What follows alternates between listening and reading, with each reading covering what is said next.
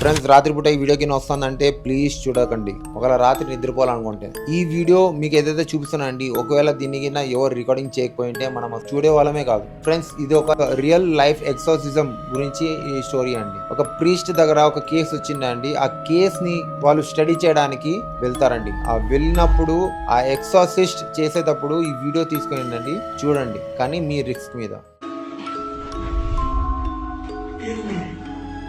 Juga aku yang tercinta.